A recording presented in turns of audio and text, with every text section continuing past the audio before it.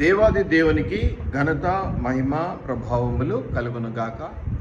3వ ఆదివారముగా ఈ యొక్క మాసంలో ఈ విధంగా గాడ్ ఆల్మైటీ సంఘంలో కూడి ప్రార్థించుకునే భాగ్యం మనకు కలుగజేసిన దేవునికి నిండారా వందనాలు తెలియజేస్తూ ఉన్నాను. ఈరోజు మనము కొన్ని లేఖన భాగాలను చూద్దాం. మొట్టమొదటిగా యోహాను సువార్తలో ఉన్నటువంటి ఒక మాటను నేను మీకు జ్ఞాపకం చేయాలని ఆశపడుతూ ఉన్నాను. 4వ అధ్యాయంలో మీరు గమనించినట్లయితే 23, 24 వచనాలను మీరు చూసినట్లయితే అయితే అంటే 23వ వచనాన్ని చదువుతున్నాను. 4వ అధ్యాయము యోహాను సువార్తలో, యథార్థముగా ఆరాధించువారు ఆత్మతోనూ సత్యముతోనూ తండ్రిని ఆరాధించు కాలము వచ్చున్నది, అది ఇప్పుడును వచ్చే ఉన్నది. తను ఆరాధించువారు అట్టివారే కావాలనని తండ్రి కోరుచున్నాడు. దేవుడు ఆత్మ గనుక ఆయనను ఆరాధించువారు ఆత్మతోనూ సత్యముతోనూ ఆరాధింపవాలెనా నేను. మంచిది. మనమందరం కూడా ఆదివారాలు సంఘానికి వస్తాం. ఎవరైనా అడిగితే చర్చికి వెళ్తున్నాం కదా, మనం ఇప్పుడు చెప్పుకుంటాం కదా, మందిరానికి వెళ్తున్నాం. ఏం చేయడానికి వెళ్తున్నాం అంటే ఆరాధనకి వెళ్తున్నామని కూడా చెప్పుకుంటాం. సో ఈ ఆరాధన ఇప్పుడు కూడా మనం స్తుతి ఆరాధన జరిగించాం. ఈ ఆరాధన అనేటువంటి మాట మనకు నోటెడ్, మనకందరికీ తెలిసినటువంటి మాట. అయితే మనం ఇక్కడ గమనిస్తున్నాము, మొట్టమొదటి 23వ వచనాన్ని కొంచెం మళ్ళీ తర్వాత చూద్దాం. మొదటి 24వ వచనంలోకి వస్తే, దేవుడు ఆత్మ గనుక ఆయనను ఆరాధించువారు 2 పద్ధతులు, 2 విషయాలు మనకి ఇక్కడ చెప్పబడుతున్నాయి. మొట్టమొదటంట ఆత్మతోనూ ఆరాధించాలి. ఆత్మ లేకుండా హృదయం ఒకచోట, శరీరం ఒకచోట పెదవులతో ఆరాధన చేస్తే అది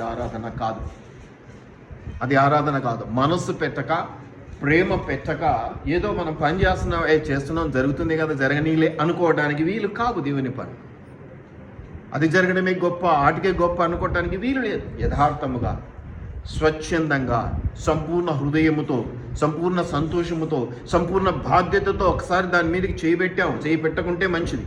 చేయి పెట్టామంటే సంపూర్ణమైనటువంటి జ్ఞానముతో, వివేకముతో, సంపార్జనతో నిండుగా చేయాల్సినటువంటి బాధ్యత మన మీద ఉంది. ఏదో జరగనీలే, వీటికి ఏదో పండగ చేసుకోవడమో, నడవనీలే అనుకోవడానికి దేవుని పనుల్లో వీలు కాదు. అదే దిక్కు లేదండి, ఆ మాత్రం జరగడమే గొప్ప, ఆ మాత్రం దానికి కూడా లేకుండా ఎందుకు చేస్తారు అనడానికి వీలుగా. అమ్మా చేయదలుచుకున్నావా బిడ్డ, అరే నాయన నిండుగా చేయని చెప్తూ ఉంటాం. ఇది మొట్టమొదటి మాట ఏంటట, ఆత్మతో. ఇక్కడ ఆత్మతోను అనే మాట మీరు గమనించాలి. మనం ఆరాధించాలంటే మొట్టమొదట ఆత్మతో ఆరాధించాలి. 2వ మాట సత్యముతో. చాలాసార్లు చెప్పుకుంటాం, నేనే మార్గం సత్యం జీవం అన్నాడు కాబట్టి, ఆయన దేవుడు సత్యం కాబట్టి ఆయన ద్వారా కాదు.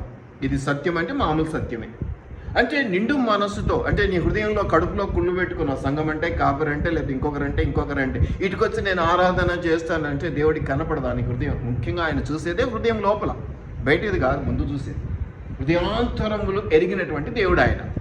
కాబట్టి నువ్వు ఇక్కడ వచ్చేసి కడుపు నిండా అసూయ, ద్వేషము, పగ, కోపము అవన్నీ పెట్టుకొని వచ్చేసి నేను దేవుని స్తుతిస్తున్నాను, నేను దేవుని ఆరాధిస్తున్నాను అంటే ఆరాధన చెల్లదు. కాబట్టి ఇక్కడ సత్యం అనేటువంటి మాట మీరు గమనిస్తే లిటరల్గా సత్యము, నిండుగా, మహిమకరముగా, దేవుని శక్తి చేత, మహిమ చేత, ప్రభావం ఏదో చేస్తున్నావు, దేవుని మహిమపరుస్తున్నావు కాదు. నీ ఇష్టారాజ్యంగా నువ్వు మహిమపరచడం కాదు, ఆయన ఇష్టారాజ్యంగా నువ్వు మహిమపరచడం దేవుడు కోరుకుంటున్నాడు. ఆయన ఇష్టారాజ్యంగా నీవు దేవుడిని మహిమపరచడం ఆయన కోరుకుంటాడు. విచిత్రమైన విషయం ఏంటంటే, నా ఇష్టారాజ్యంగా నేను చేసేదాన్ని దేవుడు కోరుకోవటం లేదు, ఆయన చిత్తము చొప్పున జరిగించడం అనేది ఆయన కోరుకుంటున్నాడు. కాబట్టి ఆత్మతోనూ సత్యముతోనూ ఆరాధించవలెను. ఈ యొక్క ఆరాధన అనే మాట ఈరోజు మనం తీసుకుందాం.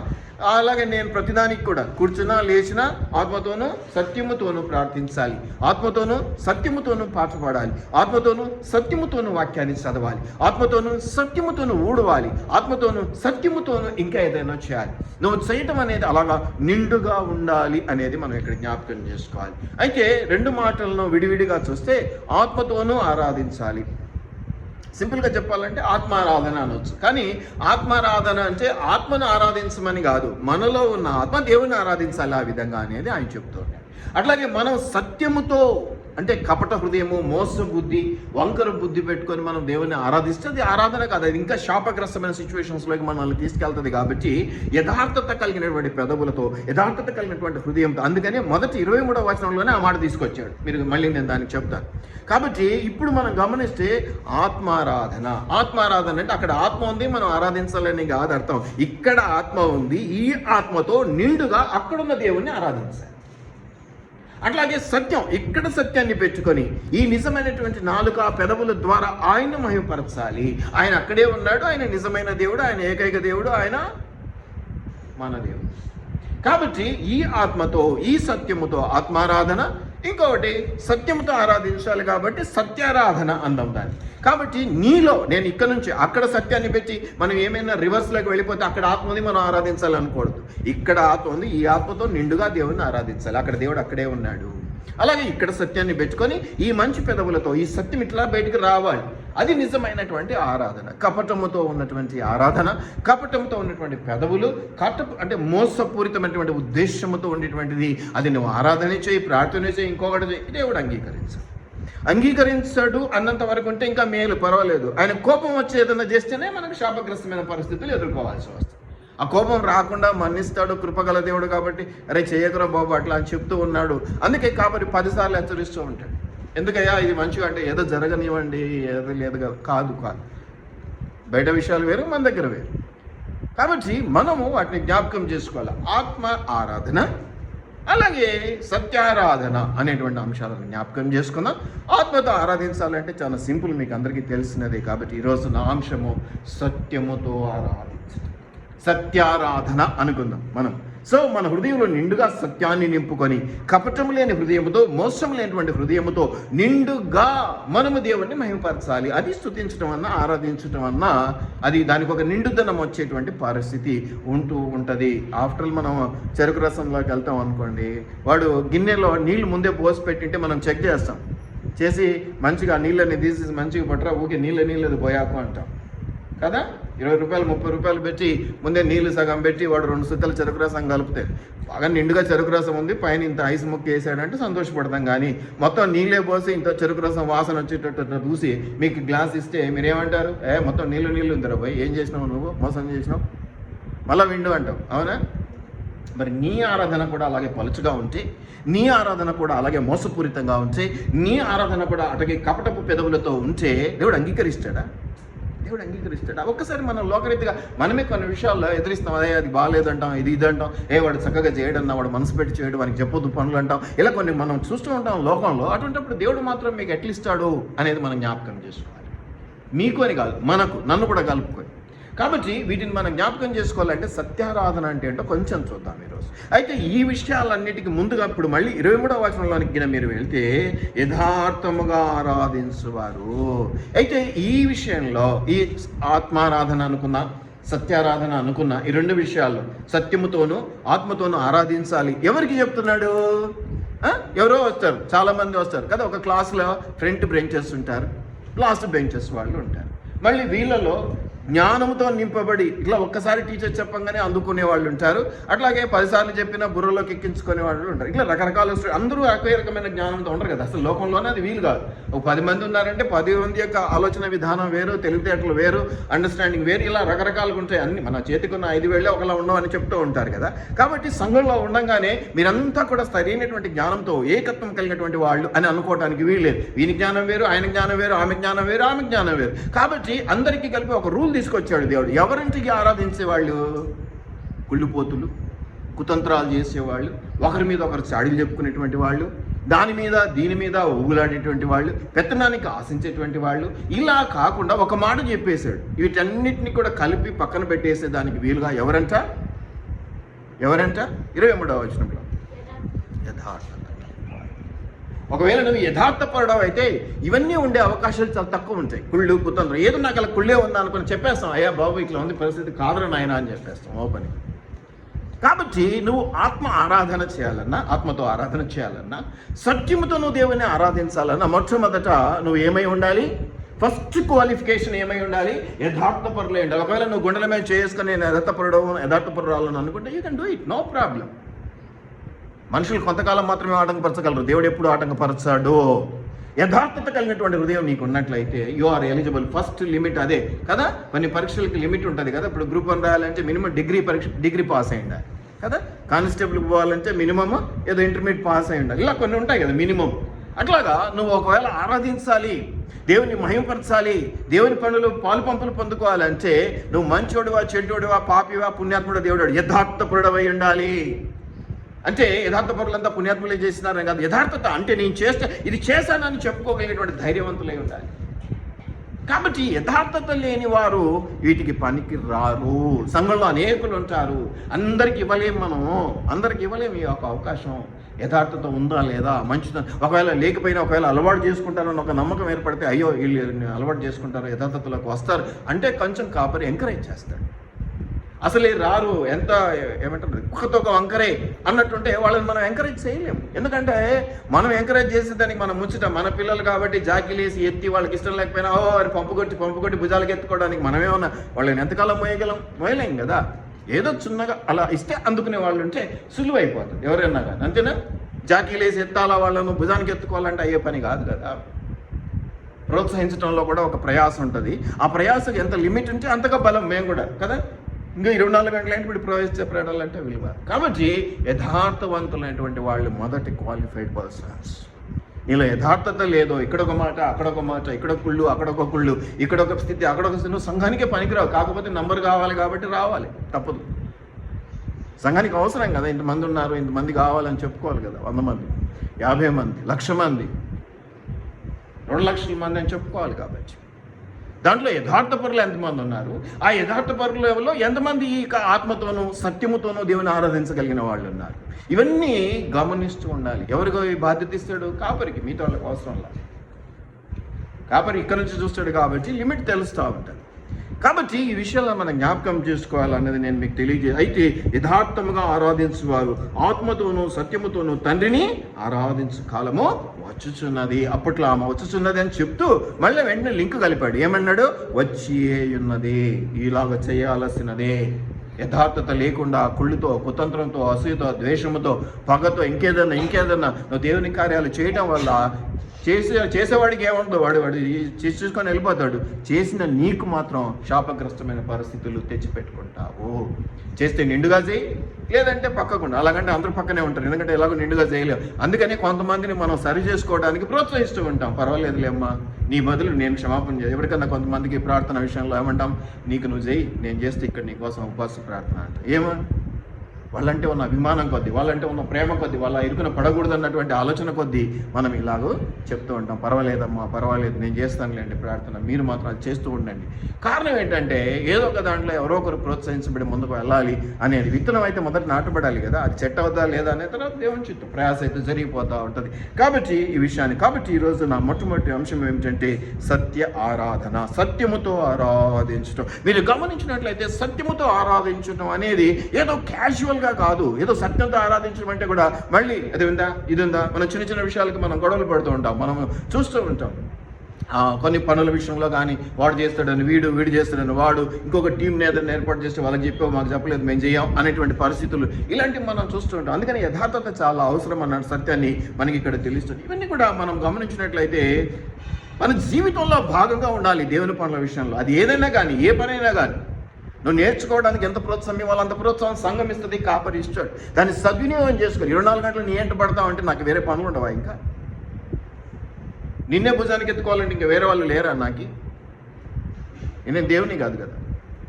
కాబట్టి మనం గమనించినట్లయితే ఇదొక జీవన మార్గము, జీవన విధానం అనేది మీరు జ్ఞాపకం చేసుకోవాలి. అంటే నేను తినడం ఎట్లాగో, నేను పడుకోవటం ఎట్లాగో, నేను ఆఫీస్కి వెళ్ళటం ఎట్లాగో, నేను ఊపిరి తీసుకోవడం ఎట్లాగో, అట్లాగే దేవుని మహిమపరచడం, దేవుని ఆరాధించడం యథార్థతతో అన్నది కూడా నా జీవితంలో అదే స్పెషల్ కేటగిరీ కాదు. అబ్బా నేను పాటల టీంలో ఉన్నా, నేను పనిచేసే టీంలో ఉన్నా, నేను వంట టీంలో ఉన్నా, నేను ఊడ్చే, ఇవన్నీ గొప్ప విషయాలు కావు. దేవుని కృపను బట్టి నీకు ఇచ్చినటువంటి అవకాశాలు నువ్వు వాడుకోవటం వల్ల దీవించబడతావు. దేవుడు తన ప్రేమ కొద్దీ నీకు ఇచ్చాడు. నువ్వేదో పెద్ద స్కిన్ఫుల్ ఆర్టిస్ట్ అని కాదు.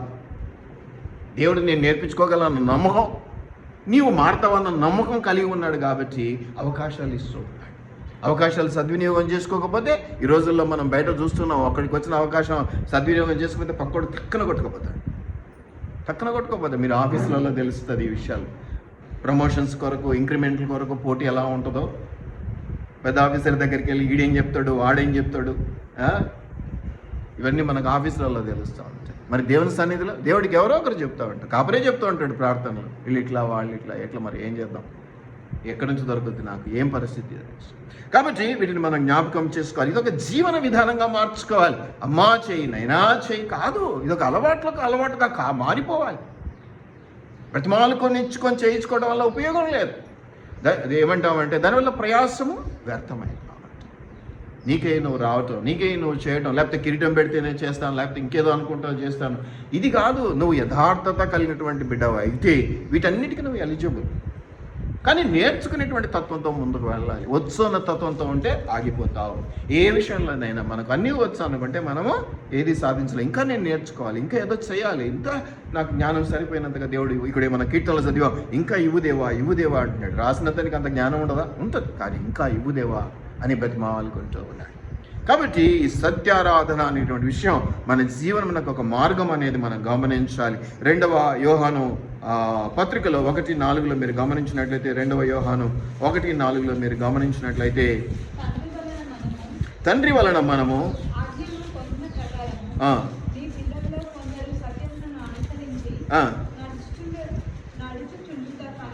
కాబట్టి ఇది ఏదైతే నువ్వు అసాధ్యమో, ఇది నాకు వీలు కాదు అనుకుంటున్నావో, ఇక్కడ ఎగ్జాంపుల్ చెప్పాడు. మీ పిల్లలలో కొందరు సత్యమును అనుసరించి నడుచుకుంటున్నారని విని నాకు సంతోషం కలిగిందని పౌలు చెప్తారు.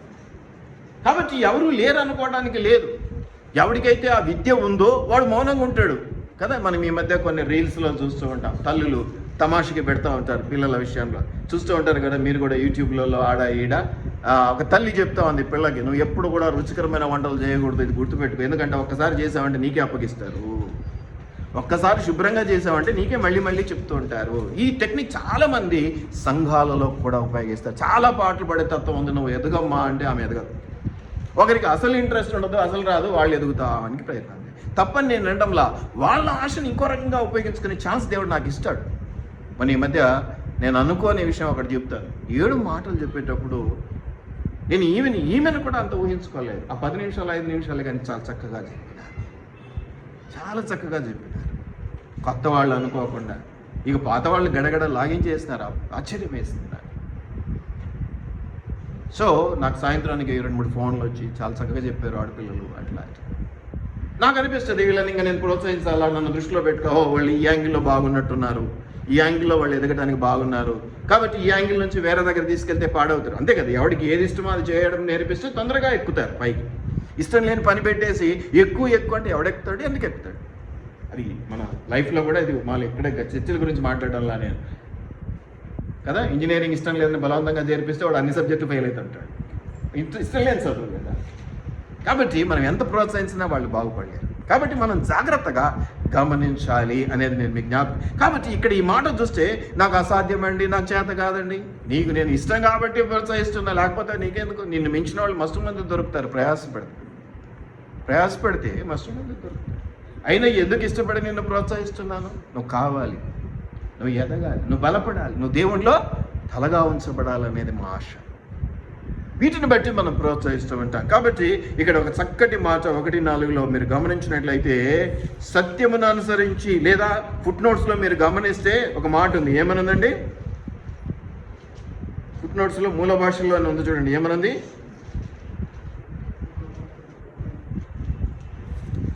మొదటి 2వ యోహాను 1:4 సత్యములో. కాబట్టి సత్యమును అనుసరించి, లేదా సత్యములో నువ్వు ఎదగటానికి, సత్యములో నువ్వు ఆరాధించటానికి నేర్చుకోవాలా. ఈ పెదవులతోనో ఈ పద్ధతిలోనో ఎవడో ఒకటి నేర్పిస్తాడు, దాన్ని పట్టుకుని ఊగుతుంటా. కొంచెం చేంజెస్ చెయ్యి. క్రియేటివిటీ లేదా నీలో? క్రియేటివిటీ రాదా నీకు? చిన్న చిన్న విషయాల్లో మనం గమనిస్తుంటాం. ఒక పిల్లోడికి ఏదైనా ఒక వస్తువు అంటే రకరకాలుగా తిప్పి చేస్తాడు. వాళ్ళు ఉన్న క్రియేటివిటీని బయటకు తీసుకురావాలి. మబ్బుగా వాళ్ళు పడితే, లేదా వాడు చేస్తే, వాడు వంట చేస్తే, ఇలా మనం ఒకరిని చూసి ఫాలో అవటం వల్ల మనకున్న క్రియేటివిటీ పోతుంది. మనకున్నటువంటి డెవలప్మెంట్ ఆలోచనలు వెళ్ళిపోతాయి, నాశనం అయిపోతాయి. కాబట్టి వీటిని మనం ప్రోత్సాహకరంగా తీసుకోవాలి. అందుకే ఇక్కడ చెప్తున్నాడు, మీకు అది అసాధ్యమనో ఇదేందనో నువ్వు అనుకుంటున్నావు, ఇటువంటి వాళ్ళు ఉన్నారు. వాళ్ళను చూసి ఏం జరిగిందంటే ఈ యోహాను రాసినటువంటి పత్రికలో మీరు గమనిస్తే ఏమనుంది చూడండి.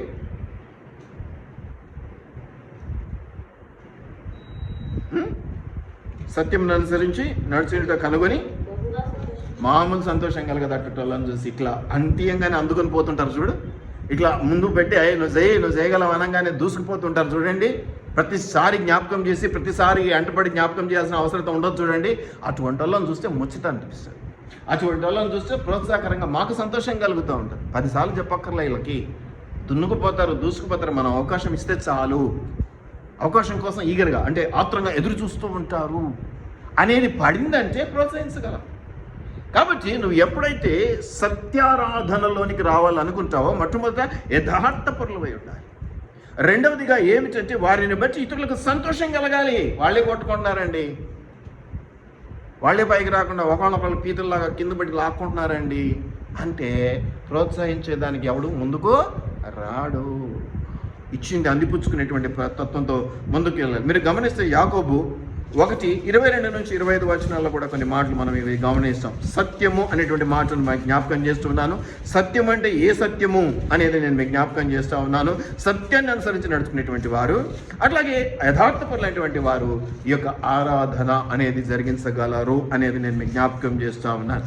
సత్యారాధన అనేటువంటిది మన జీవన విధానంలో ఒక భాగం కావాలి. నువ్వు ఊపిరి తీసుకోవడం, తిండి తినడం ఎలాగ చేస్తావో దేవుణ్ణి ఈ విధంగా సత్యముతో ఆరాధించడం కూడా అలాగ సులువుగా సునాయాసంగా నీ జీవితంలో అదేదో ప్రత్యేకమైనది, దానికోసం ఒక ప్రత్యేకమైన ప్రాక్టీసు, దానికి ఒక ప్రత్యేకమైనటువంటి ఇది కాదు, నీలో రావాలి ఆ ఉత్సాహం అంతే. అలా ఉత్సాహం వచ్చిందనుకో అక్కడికక్కడి దాని నుంచి నువ్వు ఏదైతే పొందుకోవాలో అది పొందుకోగలుగుతావు.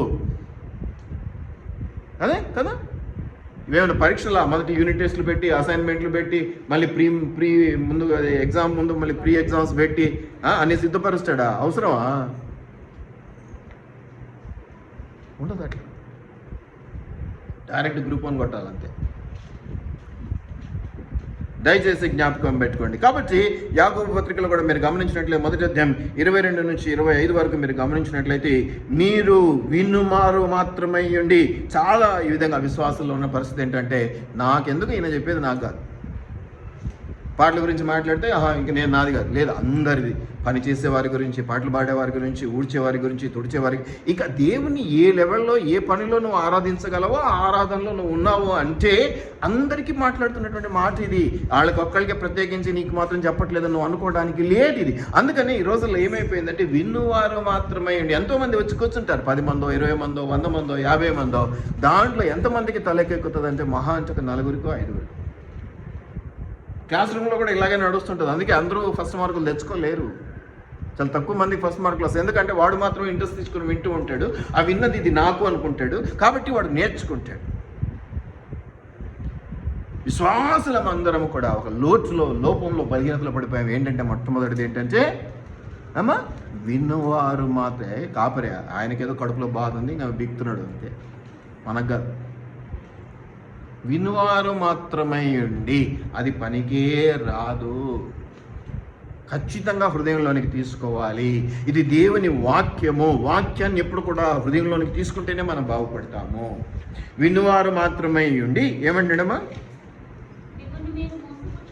ఏం జరుగుద్ది? వినువారు మాత్రమే ఉంటే వింటారు. ఇప్పుడు చెప్తాము, ఇక పట్టనట్టు ఉంటారు. ఇప్పుడు ఎవరిని మోసం చేస్తున్నావు? కాపర్ని మోసం చేస్తున్నావు, దేవుని మోసం చేస్తున్నావు.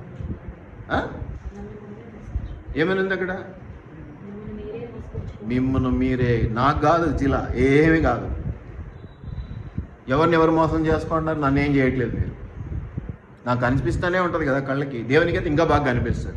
ఏదో నాకు ఆపరేషన్ అయింది కాబట్టి కనపడటం కాదు. దేవునికి ఇంకా క్లియర్గా నీ హృదయంలో ఏం పెట్టుకున్నావు, ఎంత కుళ్ళు ఉంది, కుతంత్రం ఉంది, నువ్వు ఎట్లా చేస్తున్నావు, ఏం పని చేస్తున్నావు, ఎట్లా నువ్వు దాని గురించినటువంటి ఆలోచనలు కలిగి ఉన్నావు, ఇవి నీకు నువ్వు మోసం చేసుకుంటున్నావు అని చెప్తున్నది వాక్యం. నేను చెప్పటం కాదు. మరి ఎవరు మోసం చేసుకుంటే, ఇప్పుడు మామూలుగా ఎవరినైనా మోసం చేస్తే వాళ్ళకి ఏం జరుగుద్ది? మోసపోయిన వాళ్ళకు కష్టం కలుగుద్ది, నష్టం కలుగుద్ది, బాధ, దుఃఖం కలుగుద్ది. నువ్వే మోసం చేసుకున్నావు. నేను చేయట్లా, నేనే శాపం పెట్టట్లా. నాకు చేయలేదు కాబట్టి వాళ్ళు శాపగ్రస్తులు అయిపోవాలి, వాళ్ళు కింద పడాలి, వాళ్ళకి దెబ్బలు తగలాలని నేనేం అనటంలా. కానీ ఇక్కడ ఎవరిని మోసం చేసుకుంటారు? నీవే. మోసం వల్ల జరిగేది ఏంటి? చివరికి రిజల్ట్ కష్టము, కన్నీళ్లు, బాధ, ఇరుకు, ఇబ్బంది. కాబట్టి వినువారు మాత్రమై ఉండి మిమ్మును మీరే మోసపుచ్చుకొనక ఏమనుందమ్మా? సాధ్యం కాదు, కానీ నేర్చుకుందాం. నాకు సాధ్యం కాదు, కొన్ని విషయాల్లో పడిపోతాం. నాకు నువ్వు సాయం చేయి, నీకు నేను సాయం చేస్తాను. వాక్య ప్రకారం దేనికి సహాయము? వాక్య ప్రకారం నిలబడ్డానికి. నా చేత కావట్లే కొన్ని విషయాల్లో, సపోర్ట్ మీ. అట్లాగే నీ కొన్ని విషయాల్లో సెట్ కాదు, నిలబడలేవు, నేను సపోర్ట్ చేస్తాను. అందుకే కదా సంఘాలు, అందుకే కదా దేవుని యొక్క వాక్యాలు, అందుకే కదా కాపర్లు, అందుకే కదా తోటి విశ్వాసులు, అందుకే కదా పెద్దలు ఎల్డర్స్ అంటారుగా. ప్రయత్నమే చేయకుండా ఎప్పుడు ఈ 2 గంటలు వచ్చిపోవడమే గగనం. ఇంక తర్వాత చర్చి ఉండదు, తర్వాత మాటలు ఉండవు, తర్వాత ఏం చేద్దాం, ఏమి డెవలప్మెంట్స్, ఏమి ఆలోచనే ఉండదు. పోయామా వచ్చామా చేతుల్లో శనగలు తిని కదా. ఆదివారం పని అయిపోయిందంటే మళ్ళీ ఆదివారం వస్తే జ్ఞాపకం, లేకపోతే అది కూడా లేదు. ఏం చేయాలో మనం నిర్ణయించుకోకపోతే దేవుడు ఎట్లా సహాయం చేస్తాడు? ఏమి చేయాలో నాకు తెలుస్తుంది, కానీ నేను నిన్ను ప్రోత్సహిస్తుంటే నువ్వు వినకపోతే, వింటూ అర్థమై కూడా విననట్టుగా నువ్వు ఉంటే నేను మాత్రం ఏం చేయగలను? నా లిమిట్స్ నాకు ఉంటాయి కదా, నా భారం నాకు ఉంది కదా, నేను మాత్రం ఏం చేయగలను? కాబట్టి వినువారు మాత్రమే ఉండి మిమ్మల్ని మీరే మోసపుచ్చుకొనక ఇంకేమంటాడమ్మా? వాక్య ప్రకారం ప్రవర్తించేవారు ఇండుడి. ఎవడైనా వాక్యమును వినువాడయ్యండి దాని ప్రకారం ప్రవర్తింపని వాడైతే వాడు అద్దంలో తన సహజ ముఖమును చూసుకొని మనుషుని పోలి ఏం జరుగుతుందో తెలుసా? ఇట్లా తీసి ముందు పక్కకు రాగానే మన ముఖం మనం మర్చిపోతామంట. కాబట్టి వాడు తను చూసుకొని అవతలికి పోయి తాను ఇట్టివాడో వెంటనే మర్చిపోవను కదా.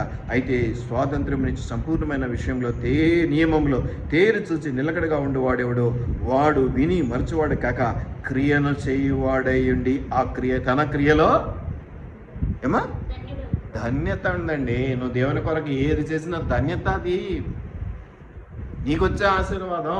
నేనేదో పాముకుందాం, నాకేదో లేరు కాబట్టి మిమ్మల్ని బతిమాలుకోవడానికి కాదు. మీరు ధన్యులగుదురు, మీరు దీవించబడుదురు. అయ్యా ఊడ్చడానికి రా, లేదా తుడచడానికి రా, లేదా ఈ పనికి రా, లేకపోతే ఆ పనికి రా. నీకు ధాన్యత, మాకు కాదు ధాన్యత. మాకు అన్నీ లేనే లేదు వాక్యం. కాబట్టి ప్రతి ఒక్కళ్ళు కూడా వినువారు మాత్రమే ఉండి తమ్మును తాము మోసపరుచుకుంటారు. అదేదో పెద్ద టెక్నిక్ అన్నమాట. అదేదో పెద్ద టెక్నిక్. దానికేదో మభ్యపెట్టి మసబూసి అది చెప్పి ఇది చెప్పి అందుకే చేయలేదు, అందుకే రాలేదు, అందుకే అది కాలేదు, అందుకే ఇది కాలేదు, వాడు పుల్ల పెట్టా, ఈడెక్కొచ్చి ఇది చేసా, వాడు ఇది చేసా. అదే ఆదాము అవ్వలు కదా పండు తిన్న తర్వాత కదా. ఎవరన్నా ఒప్పుకున్నారండి? 3 ఒప్పుకోలేదంటాను నేనైతే. ఆఖరి శాతం కూడా ఒప్పుకోలేదు కదా. ఆదాము ఏమన్నాడు? నాకేం సంబంధం, నువ్వు ఇచ్చినావు, ఆమె ఇచ్చింది, నేను తిన్నా, నాకేం సంబంధం, పోయి ఆమెను అడుక్కోపో అన్నాడు దేవుడు. ఆమె దగ్గరికి పోతే నాకేం సంబంధం, అదేదో ఉంది కదా, అది వచ్చి మాట్లాడింది ఇచ్చిందని. తీరా ఆటికి పోతే వాడు అసలు పలికేదానికే లేదు. సాతానికి అవకాశం ఇవ్వకూడదు, సాతానికి మాట్లాడే అవకాశం ఇవ్వకూడదు. చాలామంది విడుదల కార్యక్రమాల్లో ఎవరు నువ్వు, ఎక్కడి నుంచి వచ్చావు, అసలు మాట్లాడకూడదు. మాట్లాడే అవకాశం ఇచ్చామంటే సాతాన్ ఎన్నో రకాల అబద్ధాలు చెప్పి భ్రమపరుస్తుంది. కాబట్టి అవకాశం ఇలే దేవుడు, ఒకటేసారి చెప్పించేసాడు మన్ను దేవుడు మన్ను.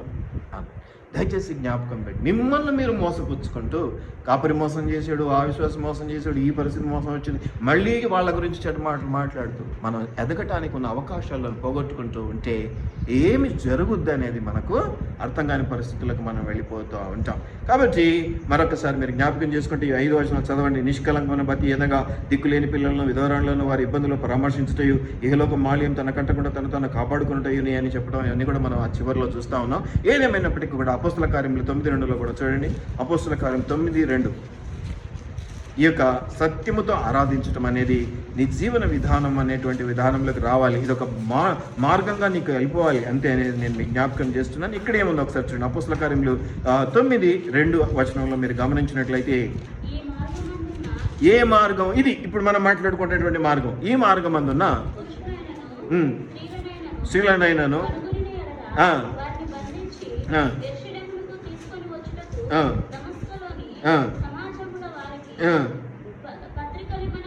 సరే, ఎవరు అడిగారు? ఇది సౌలు అడిగాడు. సౌలు పౌలుగా మార్చబడలేదు అప్పటికి.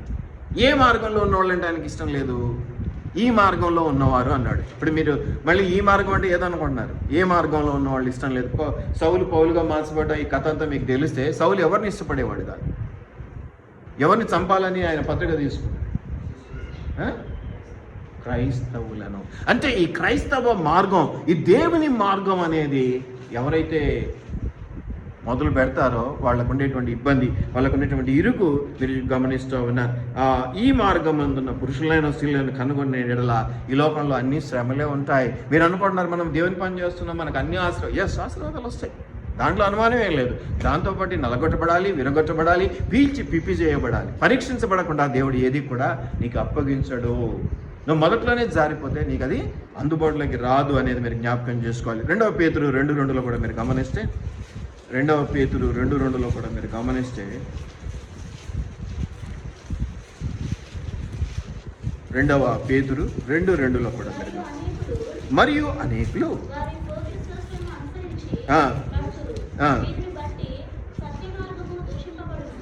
ఇప్పుడు 2 మార్గాలు. ఒకటేమో వాళ్ళకి ఇష్టమైన లోక మార్గం, ఏది పోకిరి మార్గం ఒకటి ఉంది, ఇక్కడేమో సత్య మార్గం ఒకటి ఉంది. సో ఈ సత్య మార్గము సత్యారాధనకి తీసుకెళ్తుంది. నువ్వు సత్య మార్గంలో యథార్థంగా ఉండి దేవుని మాటలు వింటూ దేవుని యొక్క పనుల్లో నువ్వు ఐక్యతతో ప్రార్థించి పాల్గొనినట్లయితే నీకు ఏదో దొరకాల్సిన దీవెన దొరుకుతుంది. అదేమన్నాడు? ధన్యత అనేసినాడు. ఒక మాటతో అన్నీ కలిపి, ధన్యత అంటే అన్ని రకాల ఆశీర్వాదాలు ఉంటేనే ధన్యుడు రావాడు అని అంటారు. ఏదో ఒకటే ఇస్తా, ఇది కొడుతున్నావు కదా డబ్బులు ఇస్తా, లేదా అది చేసావు కదా నీకు పనికి ఏదైనా ఇస్తా, ఇవి ఉండదు. కడుపుకి ఇంత అన్నం పెడతాను, లేకపోతే ఇంత ఏదైనా తినడానికి ఇస్తాను, వీటితో మనం తృప్తి పడడానికి కాదు. ధన్యత, దేవుని ధన్యతలోకి వెళ్ళిపోతాం. అందుకని మేము మిమ్మల్ని ప్రోత్సహిస్తుంటాం, ఆ పని ఈ పని ఈ పని ఆ పని, పరిశోధించి పరిశీలించి మేలైన దానిని చేపట్టుడి. ఆ మేలైన దాంట్లో మొట్టమొదటివి ఇవి ఏమిటి? ఈ సత్య మార్గాలు, ఈ సత్యారాధన. యథార్థంగా ఉండాలి, నిష్కపటంగా ఉండాలి, కుళ్ళు కుతంత్రం లేని విధానంలో ఉండాలి, ప్రభువును మహిమపరిచే విధానంలో ఉండాలి. ఇవి లక్షణాలు, ఇవన్నీ ఒకటొకటిగా మనం గమనిస్తున్నాం ఒక్కొక్క వాక్యంలో. ఇవి ఎంతగా ఉంటాయంటే ఈ మార్గాలు, ఈ లోకం సహించదు. చంపాలని చూస్తుంది, కొట్టాలని చూస్తుంది, ఇంకా రకరకాల. ఇది ఆ సౌలుగా ఉన్నప్పుడు చేసినటువంటి పనులు భయపడ్డారు ప్రజలు. ఆ తర్వాత ఆయనకి కళ్ళు పోయి దమస్కు ప్రాంతంలో పోయి ఆ పలానాయన ఇంటికి పో, ఆడ ప్రార్థన చేయంటే ఆయన అన్నాడు, అట్టతోనికి నన్ను ప్రార్థన చేయమని చెప్తున్నావు ఏంది దేవా, నా వల్ల కాదన్నాడు.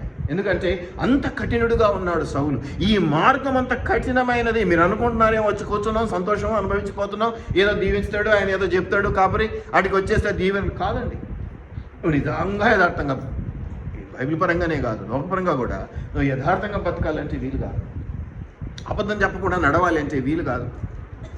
కానీ అసాధ్యమైతే కాదు, దానికి ఒక మార్గం ఉన్నది. దేవుని నమ్మినటువంటి బిడ్డలుగా మనం ఏం చేయాలో అది చేసుకుంటూ ముందుకు వెళ్ళిపోవటమే, ఎవరి మీద ఆధారపడాల్సినటువంటి పని లేదు. ఇది మనం గమనించుకుంటే అది మనకు దీవెన. కానీ మనము సత్య మార్గమును వదిలిపెట్టి సత్యారాధనను వదిలిపెట్టేసి చేయగలిగినవి చేయకుండా చేయరానివి చేయడానికి ప్రత్యేకంగా ముందుకొచ్చి నీ చిత్తంలో దేవుని ఏదైతే ఉన్నదో ఆ ఉద్దేశం నువ్వు నెరవేర్చే ప్రయత్నం చేయాలని నేను అనుకుంటూ ఉన్నావు. కానీ నీవు ఏవైతే చేయాలి కాదు, ఆయన ఏదైతే నీ ద్వారా ఆశిస్తూ ఉన్నాడో అది చేయడానికే నిన్ను పుట్టించాడు ఈ లోకంలో అని నేను జ్ఞాపకం చేసుకో. అది నీకు ఇష్టమున్నా, నీకు ఇష్టము లేకపోయినా, నీకు అవకాశం ఉన్నా, నీకు అవకాశము లేకపోయినా అనేది నువ్వు జ్ఞాపకం చేసుకోవాలి. 1 కొరింథీయులు 10:31 ఒకసారి చూడండి. ఇది సత్య మార్గం అనే మాట నేను మీకు జ్ఞాపకం చేసినాను. అట్టి సత్య మార్గము, సత్యారాధన, యథార్థపరులుగా ఉండు, ఆయన ఆత్మతోనూ సత్యముతోనూ మనం ఆరాధించాలి దేవుడిని అనే విషయాన్ని మీకు నేను జ్ఞాపకం చేస్తూ ఉన్నాను. 1 కొరింథీయులు 10:31. కాబట్టి మరి భోజనము చేసినను పానము చేసినను అయ్యా నువ్వు తిన్నా. ఇంకా నేనైతే కఠినంగా ఏం చెప్తాను తెలుసా, నువ్వు ఊపిరి పీల్చుకుంటున్నావా దాన్ని బట్టి కూడా దేవునికి థ్యాంక్స్. ఎందుకంటే బతికున్నావు అని లెక్క కదా, దాన్ని బట్టి నువ్వు దేవునికి థ్యాంక్స్ అయిపోయా.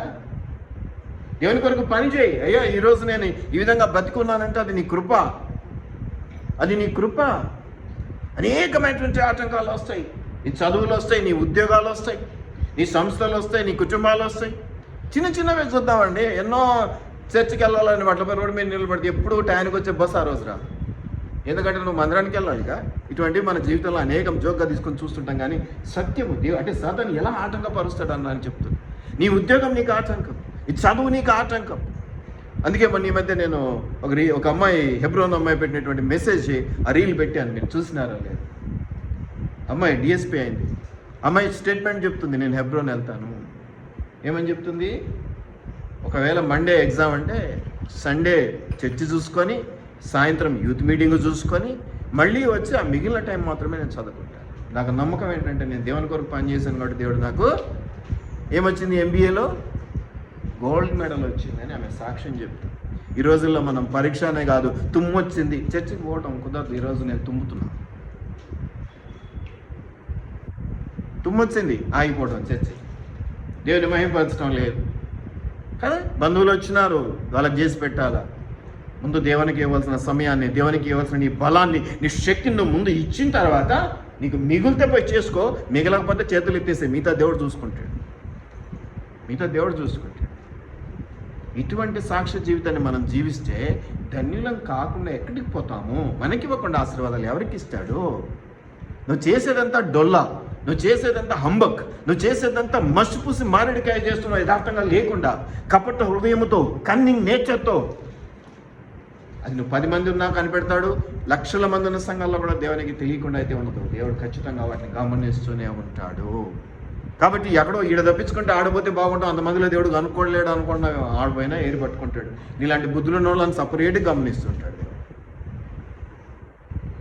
నష్టం తప్ప, కష్టం తప్ప సుఖము సంతోషం అనేది ఉండదు. ఒకవేళ నువ్వు యథార్థంగా దేవుని కొరకు నిలబడగలిగితే ఎంతైనా దేవుడు దీవిస్తుంది. కొలస్సీలు 3:17.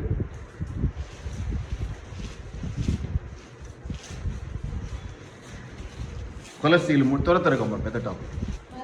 మరియు మాట చేత కానీ క్రియ చేత కానీ మీరేమి చేసిననో ఉందండి. ప్రతి మాట దొంగ మాటని, ప్రతి మాట మోసపు మాటని, ప్రతి విషయము కపటముతో కన్నింగా చేయటమే. నువ్వు తిన్నా, నువ్వు తాగినా ప్రభువుకు మహిమపరంగా. ఇక్కడ ఏమంటున్నాడు? మాట చేత కానీ క్రియ చేత కానీ. ఏం చేయాలా? మనుషులు మెప్పించడానికి కాదు, ఇది దేవుని మెప్పించటానికి.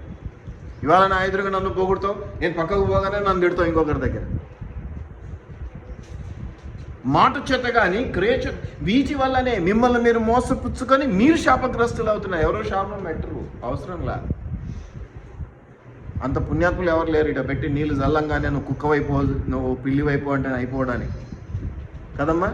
వీళ్ళు పట్టుకొని చల్లి నువ్వు కుక్క కానంగానే కుక్క అయిపోతారా? ఈ రోజుల్లో అవుతుందా? అది బాగుంటుంది. మమ్మల్ని అన్నారు అని అయితే మాత్రమే ఏమొప్పు అని దేవుడు చూసుకుంటే, మనం కొట్టే దెబ్బ కంటే దేవుడు కొట్టే దెబ్బ చాలా పెద్దగా ఉంటుంది. దిమ్మ తిరిగిపోవాలి. మళ్ళీ మన దగ్గరికి రావాల్సిందే కదా ప్రార్థన చేయాలి. మీరు గమనించండి, తిన్నా త్రాగిన, మాట్లాడినా, క్రియారూపకంగా చేసిన ఎట్లుండాలంట? దేవుణ్ణి మహిమపరిచేటట్టుగా ఉండాలి. దేవుని మహిమపరిచేటట్టుగా ఉండాలి. అది మార్గం, అది సత్య మార్గం. అటువంటి హృదయంతో నువ్వు పని మొదలు పెట్టు, నీకు సక్సెస్, నీకు ఆశీర్వాదం. ఇన్నిటికి మించి టోటల్గా నీవు ధన్యుడవు, ధన్యురాలవు. ఇది లేకుండా నువ్వు అసూయతోనో, ద్వేషముతోనో, పగతోనో, కోపముతోనో ఇంకా ఇంకా ఇంకా ఏదైనా చేసినా కూడా ప్రభు వాటిని ఎప్పుడూ మెచ్చడు మెచ్చడు మెచ్చడు మెచ్చడు. ఎన్నోసార్లు మేము చెప్తుంటాం, ఎంత కోపం ఉన్నా ఒకవేళ రాత్రి వారి గురించి నేను ప్రార్థన చేయాల్సి వస్తుంది, అన్నీ పక్కన పెట్టేయాల్సింది. అన్నీ పక్కన పెట్టి నిండు మనసుతో ప్రభువా అనాల్సిందే తప్ప, శ్రీకాంత్ గారు నాకు సరిగ్గా చేయట్లేదు ప్రభా చూడంటే చూడడు దేవుడు, ఇంకా నన్నే కొడతాడు. ఎట్టి పరిస్థితుల్లో కూడా అవి మనసులోకి రానియకుండా చేయాలి ప్రార్థన. అలా విడగొట్టుకోవడం చేతనైంది కాబట్టి బతుకుతాం. లేకపోతే వాడి గురించి తలుసుకోగానే వాడు మొన్న ఇట్టు అన్నాడుగా నన్ను ఎట్ట చేయాలి ప్రభా ప్రార్థన అనిపిస్తుంటుంది. ఎందుకంటే విడగొట్టేసుకుంటాం. అసలు ఆ మాటలే అవి గుర్తు రాకుండా చేసుకుంటాం. అసమయం చాలు, మనుషులం కదా, జీవితకాలం మనిషిని చూస్తే గుర్తురాదా ఈడు ఎట్టన్నాడు నన్ను, వాడెట్టన్నాడు అని. కానీ ఆ సమయంలో, ప్రార్థించాల్సిన సమయంలో మాత్రం ఖచ్చితంగా వాటి గురించి ఆలోచన చేయకూడదు, చేయము కూడా. కాబట్టి మాటలోనూ క్రియలోనూ, తింటున్నా త్రాగుతున్నా ఎలా ఉండాలి? మన మార్గము సత్య మార్గంగా ఉండాలి, యథార్థంగా ఉండాలి, దేవుని మహిమపరిచేటట్టు ఉండాలి. మన ప్రతి క్రియ అండి దేవునికి మహిమ తెచ్చేదిగా ఉండాలి. రెండవది సత్యాన్ని అనుసరించేదిగా ఉండాలి. అదే సత్య మార్గం, అదే జీవ మార్గం, అదే సత్యారాధన అన్న విషయాన్ని నేను వీటిలో ఏమొస్తుంది తెలుసా? టెంపరీ ఆనందం ఉండదండి, పర్మనెంట్ ఆనందం ఉంటుంది. టెంపరీ ఆనందం ఉండదు, పర్మనెంట్ హ్యాపీనెస్. మనం ఏం చేస్తున్నామంటే ఈరోజు టెంపరీగా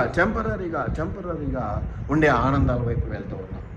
దానికోసం ఎంతైనా తెగిస్తూ ఉన్నాం, ఎంత మోసానికైనా తెగిస్తున్నాం, ఎంత క్రూయల్గా కఠినంగా అయినా ప్రవర్తించడానికి మనం తెగిస్తున్నాం. కానీ అవి చాలా వరకు టెంపరీ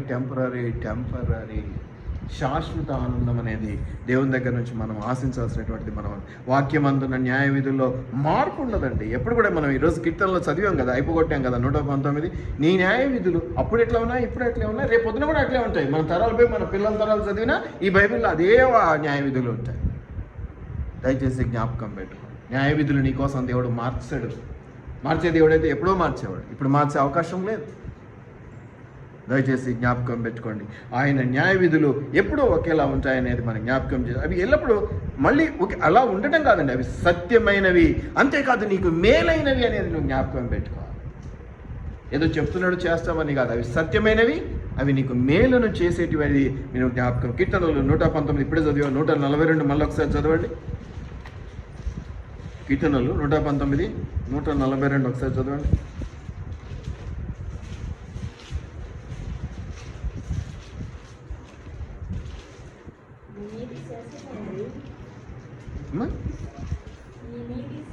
నీ నీతి శాశ్వతమైనది. It's not temporary. ఇవాళ ఉండి రేపటికి వెళ్ళిపోయే గాలిపడకు కాదు. అవి శాశ్వతమైన కట్టడాలు, తీపినిచ్చేటువంటివి, నీకు మేలునిచ్చేటువంటివి, నిన్ను ధన్యతలోనికి నడిపించేటువంటివి. అటువంటి వాటిని వదిలిపెట్టి టెంపరీ సుఖం కోసం, టెంపరీ సంతోషం కోసం వాన్నొక మాట వీన్నొక మాట, వాన్నొక దెబ్బ వీన్నొక దెబ్బ, వాణ్ణి కిందికి లాగి వీణ్ణి కిందికి లాగి అన్యాయంగా సంపాదించినది ఏదైనా నీకు హానికరమే.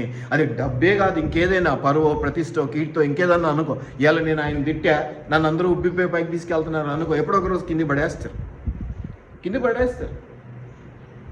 వాటి కొరకు ప్రయాసపడాల్సిన అవసరం లేదు. ధన్యత కొరకు ప్రయాసపడాలి. ధన్యత ఏంటి? సత్య మార్గం. అంతే, సత్య మార్గం, సత్యారాధన. ఈరోజు నా టాపికే అది. నువ్వు సత్యారాధన చేయాలంటే సత్య మార్గాన్ని అనుసరించి నడుచుకోవాలి. ఈ సత్య మార్గంలో ఇవన్నీ నేను చెప్పుకుంటూ వస్తున్నాను. ఇలా లేకుండా నువ్వు దేవుని సన్నిధి గడపటం అనేది చాలా చాలా వృధా. నంబర్ పరంగా కాదు మనకు కావాల్సింది, ఆత్మీయపరంగా. నంబర్ పరంగా 100 మంది వచ్చారు, 200 మంది వచ్చారు, 2000 మంది వచ్చారు. ఎస్, రైట్, బాగానే ఉంది. బట్ అందులో యథార్థమైనటువంటి స్తుతి ఆరాధన జరిగించగలిగినటువంటి వారు, యథార్థ హృదయులు, దేవుని ప్రేమించగలిగినటువంటి వారు ఎంతమంది ఉన్నారు అనేది క్వశ్చన్ మార్క్. ఆ క్వశ్చన్కి ఆన్సర్ ఎవరికి వాళ్ళు చెప్పుకోవాల్సిందే, ఒకరితో అనేది కాదు. నీ మీద నేను, నా మీద నువ్వు అనుకునేది కానీ కాదనేది సత్యారాధన. ఇది సత్యారాధన ప్రాక్టీస్ చేయాలండి. ఒకసారిగా రాదు. మ్యాథ్స్ ఉందనుకోండి, ప్రాక్టీస్ చేయాలి. ప్రాక్టీస్ చేస్తుంటే మ్యాథమెటిక్స్ వస్తాయి, అలాగే సైన్స్ వస్తుంది, అలాగే సోషల్ వస్తుంది. ఇక మనం ప్రాక్టీస్ చేస్తూ ఉండాలి. సత్యారాధన ప్రాక్టీస్ చేస్తే మరి ఏమొస్తుందయ్యా అంటే, నీకు ఒకసారిగా రాదు. ఎవరో ఒకరు నీకు గైడ్ ఉండాలి. గైడ్ మాలాంటి వాళ్ళ గైడ్స్ కదా. కొత్త ప్రాంతానికి వెళ్ళినప్పుడు ఆ ప్రాంతంలో ఉన్నటువంటి విశేషాలు ఎవరు చూపిస్తారు? ఆ చూపించిన వాళ్ళని ఏమంటారు? గైడ్స్ అంటారు. We are the guides. అబ్బా కాపరే చెప్పాడా, ఆయనకేదో అవసరం ఉంటుంది, ఆయనకేదో పని పడ్డది, ఆయనకి ఇంకెవరు లేరు, ఇవి వచ్చే ఆలోచన తీసి పక్కన పెట్టేసేయండి. ఇంకా చాలు. కాలం ఎవరి కోసం ఆగదండి. నీకు ఉన్నా నువ్వు లేకపోయినా, మనం చచ్చిపోయాక ఏమన్నా ఆగిపోతున్నాయండి?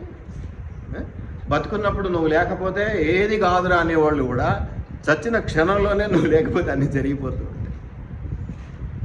అంతే కదా, ఏమంటారు? అవునా? అంతేనా? బతుకున్నప్పుడు నువ్వు లేకపోతే ఏం జరగదురా అంట, చచ్చినాక మరుక్షణమే ఏమీ ఉండదు వానికి. కాబట్టి ఈరోజు నీ ఇన్ను ప్రేమించి నీ కొరకు ఇస్తున్న ఇంపార్టెన్స్ని తీసి నువ్వు బూడిదలో పోస్తే రేపొద్దున నిన్ను నెత్తిన పెట్టుకునే వాళ్ళు ఎవరు ఉండరు. అనవసరంగా పోగొట్టుకుంటున్నావు ఆ ప్రేమ, ఆ ధన్యతను పోగొట్టుకుంటున్నావు. మనుషులైతే ప్రేమ అనొచ్చు, మనుషులైతే సాయం. దేవుడైతే ఏకంగా ధన్యతనే కదా. నిన్ను ప్రేమించి ఏం చేస్తాడు? నిన్ను ధన్యుడిగా నిలబెడతాడు, ధన్యురాలిగా నిలబెడతాడు. ఇది నువ్వు జ్ఞాపకం చేసుకోవాలి.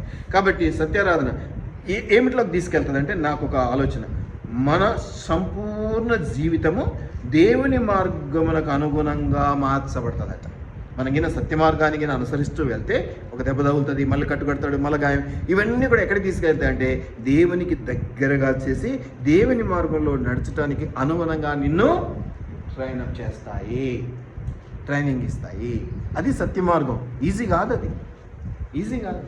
గబక్కినా నేస్తాం కదా. ఏదైనా కొట్లాట వచ్చింది అనుకో, నేను అన్నలే వాళ్ళే అన్నారు, నేను చేయలే నువ్వే చేసావు, ఈజీగా వచ్చేస్తావు.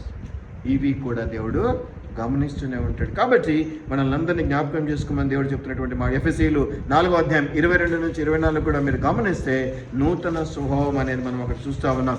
మరి ఏదైనా కానీ మీరు గమనించండి, రెఫరెన్స్ చాలా ఉన్నాయి, మీరు గమనించుకోండి, మీరు రాసుకోండి. ఎఫెసీయులు 4:22, 24 ఈ నుంచి నేను చాలా ఫాస్ట్గా తీసుకెళ్తాను.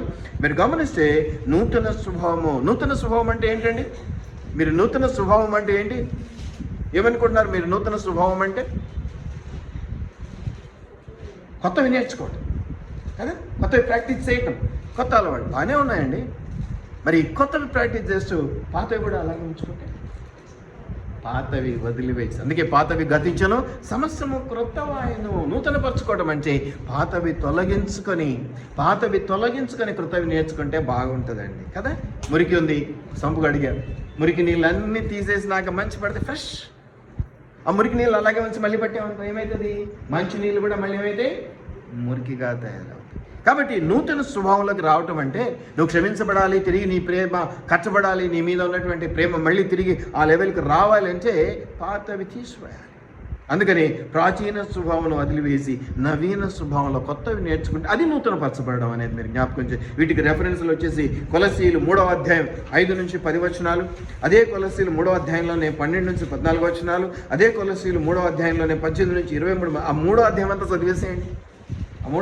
చదివేసేయండి. అట్లాగే గలతీలు మనకు తెలుసు, నూతన పరచబడడం అంటే గలతీల్లో మన 5వ అధ్యాయంలో నూతన ఆత్మఫలాలు అని ఉంది కదా. నూతన పరచడం వల్ల ఆత్మఫలాలను పొందుకుంటాం. అవన్నీ నీకు తెలుసు. గలతీలు 5వ అధ్యాయం 19 నుంచి 24 వరకు మీరు ఆ మాటలు మీరు గమనించండి. కాబట్టి ఎప్పుడైతే నువ్వు సత్య మార్గంలో ఉంటావో అప్పుడు దేవుడు నిన్ను దీవిస్తాడు. ఎప్పుడైతే సత్యారాధన నువ్వు చేస్తావో దేవుడు నిన్ను ఆశీర్వదించి నిన్ను ధన్యురాలుగా ఉంచుతాడు. నువ్వు చేసేది చిన్న పనైనా దేవుని సన్నిధిలో భయముతో, భక్తితో, నిండు మనసుతో చేయాలి. ఇష్టరాజ్యంగా అదో ఏదో ఎంతగా మనం ప్రాక్టీస్ చేయాలి. మనం చూస్తున్నాం ఎంతోమంది కొన్ని పనులు ఇష్టం ఉంటాం, ప్రాక్టీస్ చేసి రమ్మంటే ఎవడు ప్రాక్టీస్ చేయడు. నాకు వచ్చులేన గర్వమో లేకపోతే ఏముందిలే, ఏది చేస్తే ఏముంది, ఎవడేమంటాడు అన్నట్టు కానీ తెలియదు. కానీ అది దేవుడు ఎప్పుడు కూడా సహించడు, భరించడు. కొంచెం సహనము ఓర్పు ఉంది కాబట్టి ఓర్చుకుంటున్నాడేమో కానీ ఆయన కొట్టడం మొదలు పెడితే కదా తట్టుకోవడం అవుతారు. మనుషులను కొట్టుకుంటేనే కష్టం కదా, కొన్నిసార్లు ఇబ్బంది అవుతుంది కదా, బాగా తల్లాడిస్తుంది అక్క. కానీ అదే దేవుని దెబ్బలు తినాలంటే తెలియాలి. వద్దండి, అది అంతదాకా రానికూడదు.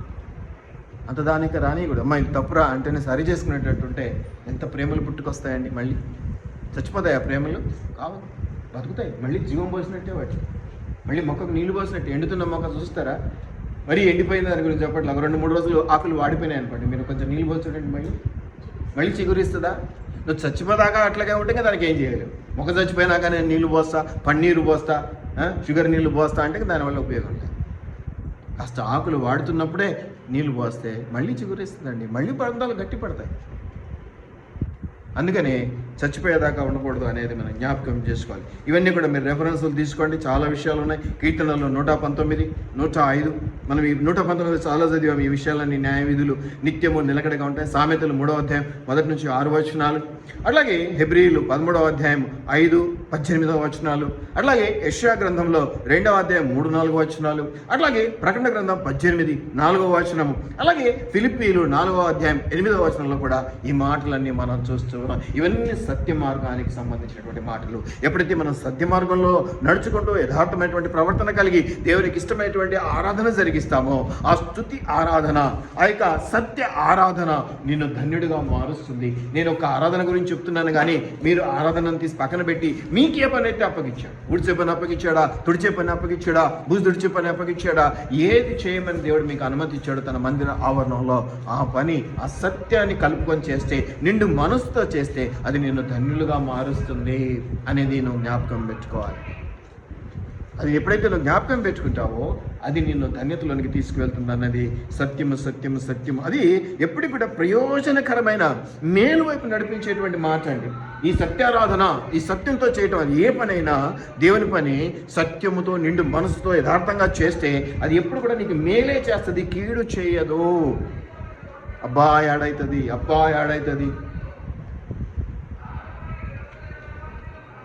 చాలా జాగ్రత్తగా ఉండాలి దేవుని విషయాల్లో. అది దీవెనకరమో అనేది మన జ్ఞాపకం.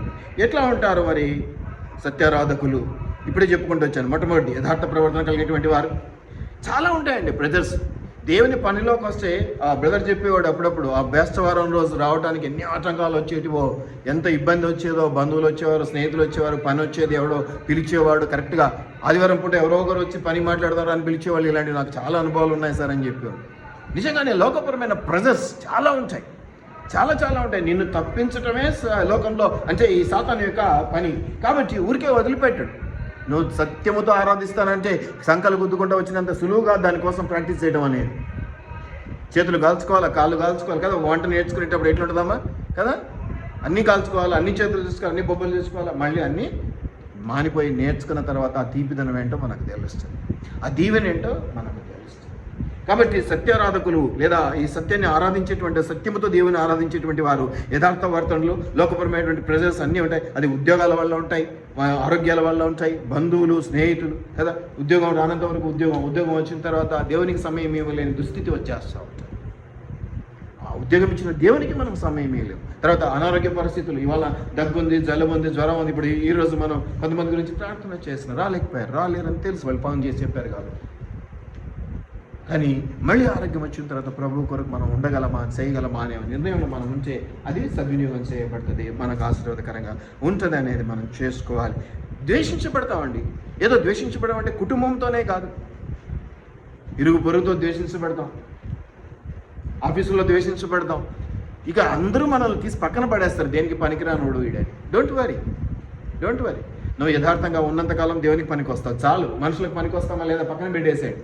మనుషులు మనల్ని వాడుకొని వదిలేస్తారా, ఓ సంతోషం పానివ్వండి. కనీసం ఆ టైంకన్నా నేను ఇన్ని చేసిన, నన్ను ఇబ్బంది పెట్టిన వాళ్ళందరినీ జ్ఞాపకం చేసుకున్నా, వాళ్ళు ఏదైనా ప్రార్థన అని వస్తే నాకు అనిపిస్తుంది, ఓ ఈ టైంలోనన్నా దేవుడు నన్ను గుర్తు చేసినాడు, చాలే ప్రభా, కనీసం ఈ విషయంలోనన్నా వాళ్ళ మనసులో నా మీద నమ్మకం అయితే ఉంచావు కదా అని అనుకుంటా తప్ప ఇట్టొచ్చారు అట్టొచ్చారు అని అనుకోవడానికి వీలు కాదు, వీలు అవ్వదు కూడా.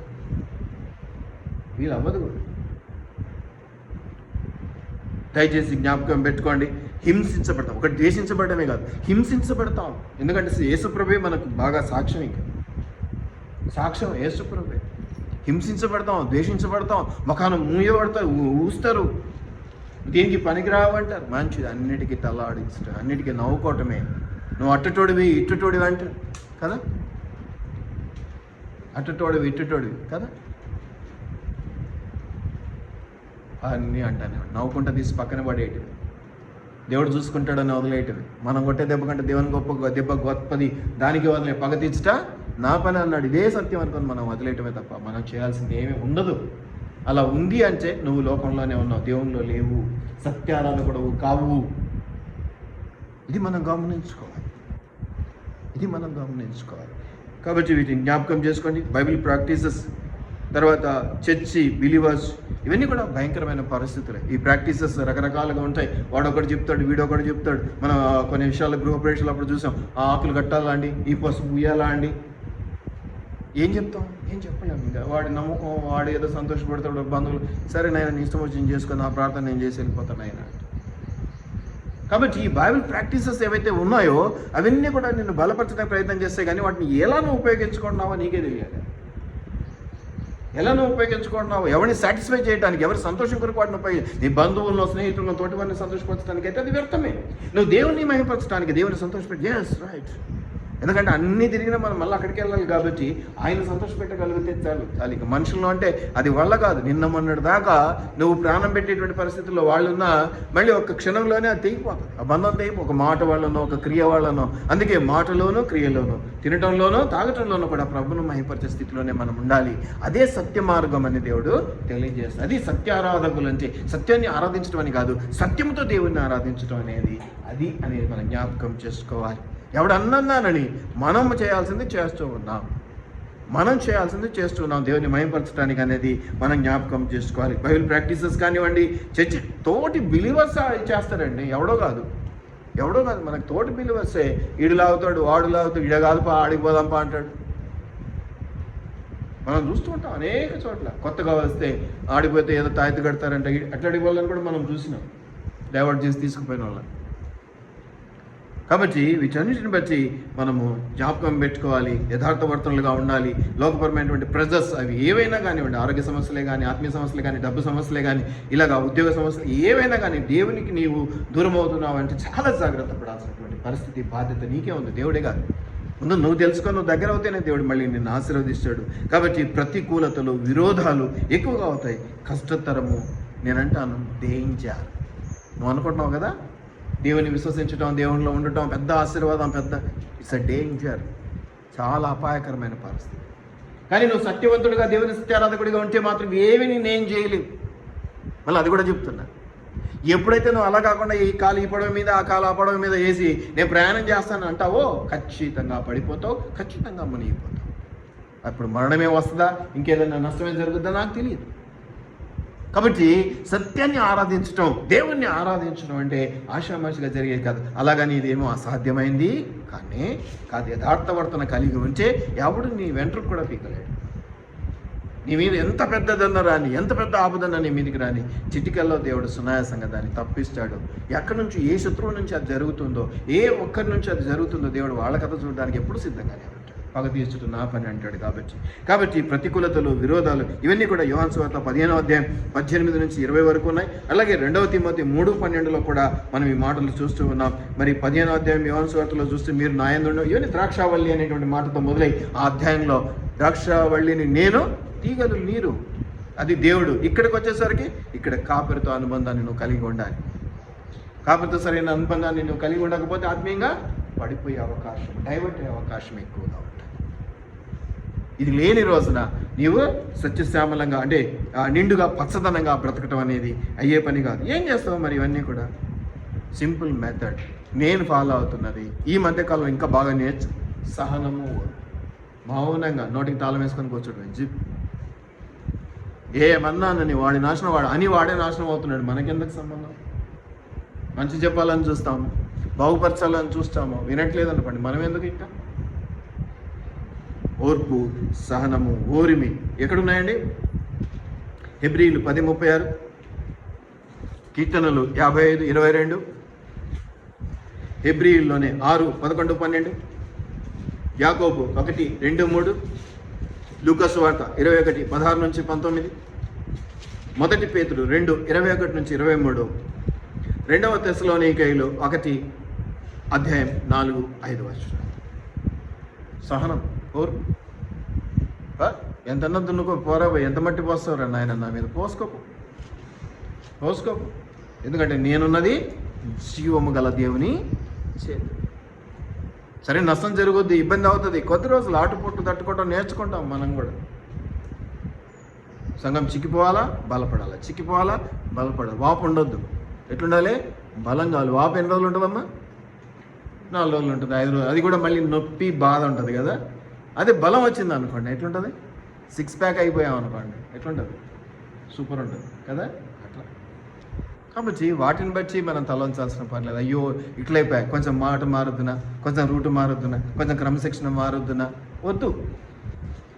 మనం ఏదైతే మంచిదని దేవుడు నేర్పిస్తూ నిలబెట్టుకున్నాడో దాన్ని బట్టి మనం ఉండిపోవాలి. అంతే తప్ప కష్టం వచ్చింది, కన్నీరు వచ్చిందని నేను అందరిని బట్టి రూట్స్ మార్చుకుంటూ పోతే నాకు 1,00,000 రూట్లు అయితే ఇక నేను దేన్ని ఫాలో కాలేదు.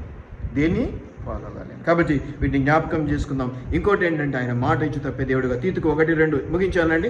2 వచనాలు చూసి ముగించేస్తున్నాను. తీతుకు 1వ అధ్యాయం 2వ వచనం. ఆయన అబద్ధమాడనేరని దేవుడు ఒక మాట ఇచ్చాడంటే ఖచ్చితంగా నెరవేర్చే దేవుడు. అబద్ధమాడనేరని అని ఉంటుంది, మీరు గమనిస్తే తీతుకు 1:2. అట్లాగే మొదటి యోహాను 2:17 కూడా మనం గమనించగలుగుతాం.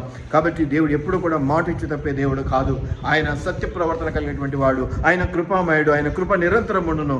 మనం ఆ కృప కలిగినటువంటి దేవుణ్ణి ఆరాధించాలి, ఆ కృపగల దేవుని సన్నిధిలో పని చేయాలి. కనీసం పని చేయకపోయినా ఒక విశ్వాసిగా వచ్చి నువ్వు కూర్చోవాలన్నా ఖచ్చితంగా నువ్వు యథార్థపరుడవై ఉండాలి, నువ్వు సత్యవర్తుడవై ఉండాలి, నీవు కుళ్ళు కుతంత్రాలు, పగ ద్వేషాలు లేనివాడివై ఉండాలి. అలాగే నువ్వు దేవుని పనుల్లో ఆసక్తి కలిగినటువంటి వాడు ఉండాలి. ఎన్నో లిఫ్ట్లు వేసి ఎత్తి జాకీలేసి లేపాలంటే కాదు, వీలు కాదు.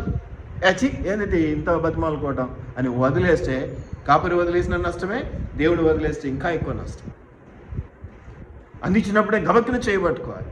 నువ్వు మునిగిపోతున్నావని నేను చేయంది ఇట్లా, నువ్వు మునగకుండా ఉన్నా నీవు పైకి రావాలని నీకు నేను చేయందిస్తున్నా.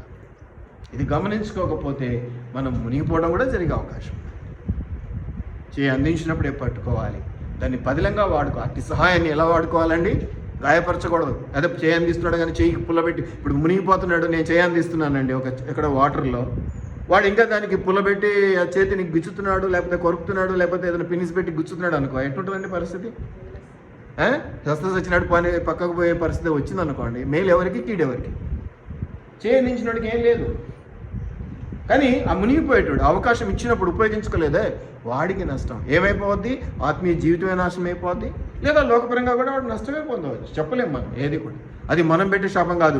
మీరు విని చేయకపోవటం వల్ల మీకు మీరు తెచ్చుకున్న నష్టం తప్ప కాపరి ఎప్పుడూ శాపం పెట్టాడు. కావాలనే అనుకుంటాడు. ఇంకా తిట్టిన వాళ్ళను కావాలనుకుంటాడు, కొట్టిన సందర్భాల నుంచి కూడా కొట్టిన వాళ్ళని కూడా కావాలని అనుకుంటాడు. ఎందుకు వదులుకుంటాడు?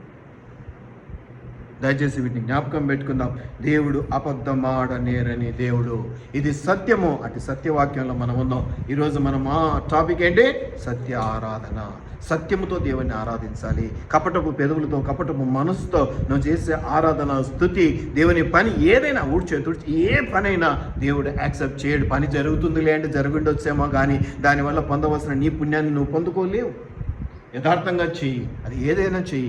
ఒక వస్తువు తీసి అక్కడ పట్టు, అది దానికి సంబంధించిన దీవెన నువ్వు పొందుకోగలుగుతావు. అటు యథార్థవర్తనులుగా మనం ఉందాం, అటు సత్యవర్తనులుగా మనం ఉందాం, అటు దేవుని ఆ ఆజ్ఞను అనుసరించే వారిగా మనం ఉందాం. ఈ లోకపరమైనటువంటి ప్రజెస్ అనేకం ఉంటాయి. ద్వేషించబెడతాం, హింసించబెడతాం, భయంకరమైన పరిస్థితుల్లోకి వెళ్తాం. ఇక ప్రాక్టీసెస్ ఏవైతే బైబిల్ ప్రాక్టీసెస్ ఉన్నాయో అవే మనల్ని ఇబ్బంది పెట్టే పరిస్థితుల్లోకి తీసుకొస్తాయి. చర్చిలో ఉండేటువంటి బిలివర్సే కాదు, కాపరికి ఉండేటువంటి అవకాశాల్లో కూడా ఈ లోటును బిలివర్స్ కలగజేస్తూ ఉంటారు. వాటిని బట్టి నష్టపోతూ ఉంటాం. ప్రతికూలతలు వస్తాయి, విరోధాలు వస్తాయి, కష్టతరం అయిపోద్ది, ఆఖరికి అపాయం అయిపోద్ది. వీటన్నిటికీ ఒక మూల సూత్రం సహనంతో, ఓర్పుతో ఓర్చుకోవటమే. ఏమన్నా కానీ సచ్చేది వాడు చూస్తాడు, మనకెందుకు రొబ్బాయి అనుకుంటే చాలా చక్కగా. అలా అనుకోలేక ఇన్ని రోజులు నేను ఇబ్బంది పడ్డాను, ఇప్పుడు నేర్చుకుంటున్నా. వాడు పోతే నాకేంటి? అలాగ ఉందాం. అలాగ దేవుని చేత మనం దీవించబడదాం. ప్రార్థన చేసుకుందాం. ప్రభువా నీకు వందనాలయ్యా, నమ్మకమైన దేవుడు నాయన. అయ్యా ప్రభువా అని మొరపెట్టుకుంటే చాలు, మాకు సహాయం చేసేటువంటి దేవుడు. ఇదిగో నాయన, ఈరోజు సత్యముతో ఆరాధించాలి, నిన్ను ఆత్మతో ఆరాధించాలి. ఆత్మతోనూ సత్యంతోనూ ఆరాధిస్తే దీవించబడతామన్నటువంటిది మేము గమనిస్తూ ఉన్నాం. ఒకవేళ ఆ సత్య ప్రవర్తన మాలో లేకపోతే నాయన, నీ పనుల విషయంలో కానీ, నీ మాటల విషయంలో కానీ, నీకు సంబంధించినటువంటి ఏ విషయంలో అయినా సరే మేము యథార్థవర్తనలుగా ఉండాలి. మాకు ఇచ్చిన యోగ్యత ఏంటో, మా తలాంత ఏంటో తెలుసుకొని దాని కొరకు మేము ప్రయాసపడాలి. లేని తలాంతుల కోసం ప్రయాసపడడం ఏంటో తప్పో, ఉన్న తలాంతులు ఉపయోగించకపోవడం కూడా అంతే తప్పు, అంతకంటే పెద్ద తప్పు. నువ్వు ఇచ్చిన తలాంతులు నీవి, ఈ జీవితం నీది, ఈ పని నీది, ఈ శరీరం నీది, ఈ బలం నీది ప్రభువా, ఈ సమయం నీది నాయన. అతి కృపలు మమ్మల్ని జ్ఞాపకం చేసుకొని దీవించి ఆశీర్వదించమని, ఈ సత్య ఆరాధన మా జీవితంలో ఒక మార్గంగా ఎలాగ ఊపిరి తీసుకుంటున్నాం, ఎలాగ అన్నం తింటున్నాం, అలాగే సర్వసాధారణ ఇదేదో ప్రత్యేకమైనదని దీనికి ఒక ప్రత్యేకమైన హంగులు ఆర్పాటాలు చేయడం కాదు, కానీ మా జీవితంలో ఒక భాగంగా దీన్ని మేము అలవాటు చేసుకుని ఎలా సహాయం చేయమని నజరేయుడైన యేసు నామములో అడిగి వేడుకొని ప్రార్థిస్తూ ఉన్నాం మా పరలోకపు తండ్రి. ఆమేన్. ఆమేన్. Thank you Jesus.